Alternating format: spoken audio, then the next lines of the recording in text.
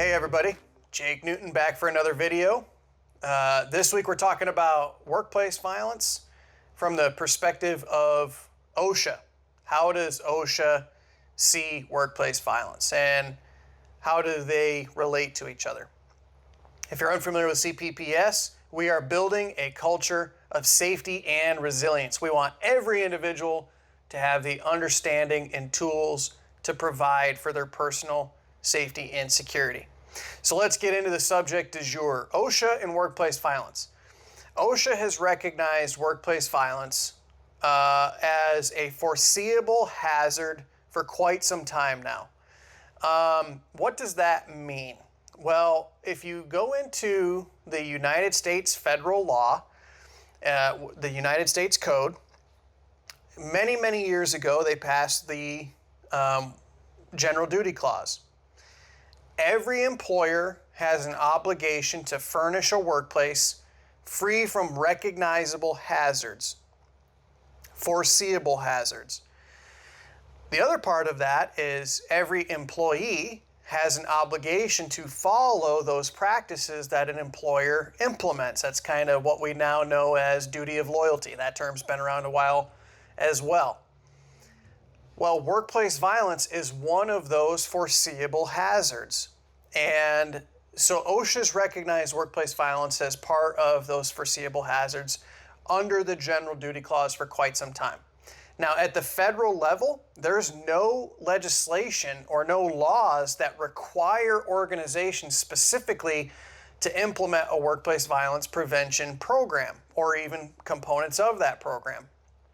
As many of you have experienced, if you're in California or New York or some other states, healthcare in particular, some higher education, there's actually some state level laws that you have to abide by. Some require a plan and training, some require the implementation of threat management teams or threat assessment teams that you might call it. Some have some reporting legal issues as well. So there's various things based upon the state. I encourage you to check those things out. Oftentimes, those can even fall under your state level OSHA requirements. At a federal level, however, because there's no laws, it comes back to that General Duty Clause.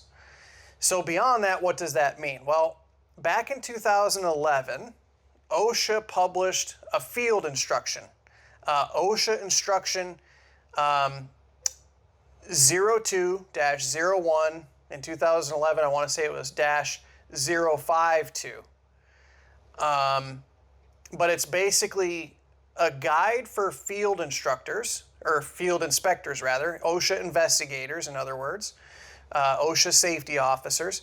When they come on site based upon a complaint, based upon an incident that's occurred, it's outlining all of the things that they expect organizations to have in place, or it's outlining all of the things that they're going to investigate when those kinds of things occur.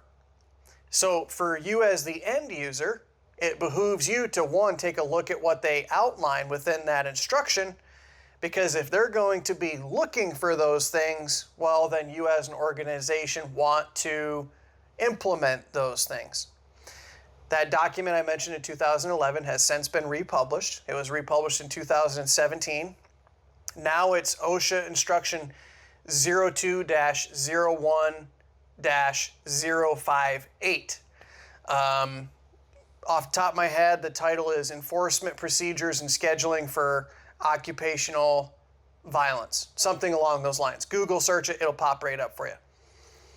When you get that document, go down into the abatement methods. Basically, the safety officers, when they're coming on site, and the things that they're going to be looking at is the different abatement methods, as they call it, that you've implemented across your organization. And it kind of breaks down into two layers. One is administrative controls.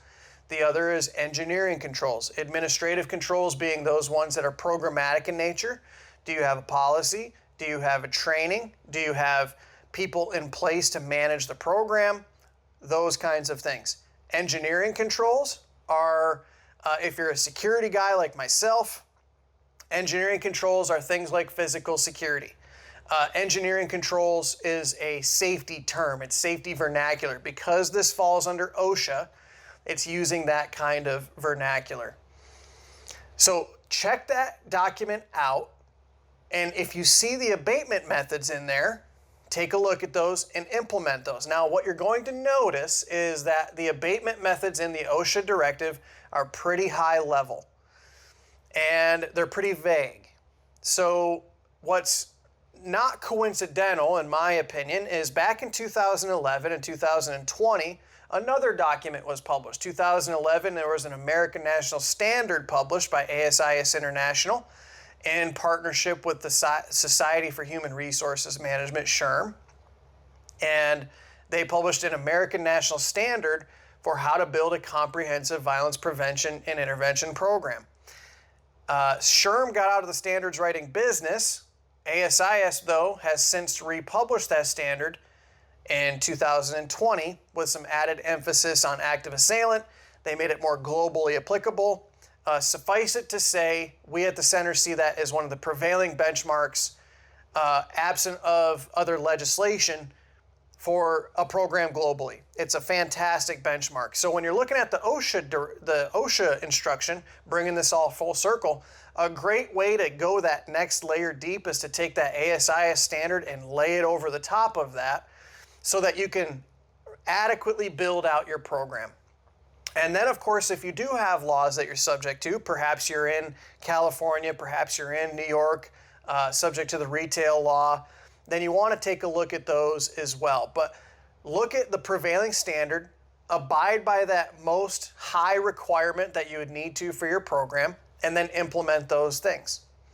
But that's kind of the nuts and bolts of how OSHA relates to workplace violence. They do see it as a foreseeable hazard.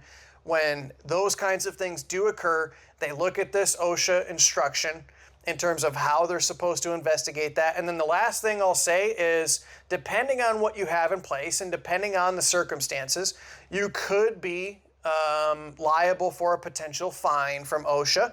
They can be anywhere from tens of thousands of dollars or higher, all of which they will go through this investigative process with you, and you'll have the ability to comment and write back and discuss how you think you agree or disagree and come to terms. That's a conversation between your attorneys and the OSHA officers and the OSHA individuals that are going through the process.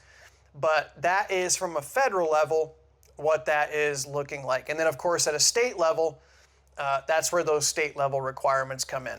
So hopefully you found that helpful, maybe helping demystify a couple of things in this regard. If you have any other questions like this, comment down below or wherever you find a comment in the video. That's all for now. If you want more information like this, subscribe to our newsletter, The Centerfold. Go to cpps.com, you'll see it pop right up, and you'll get more information like this on a regular basis. In other words, that's all for now. Thanks for watching. Take care.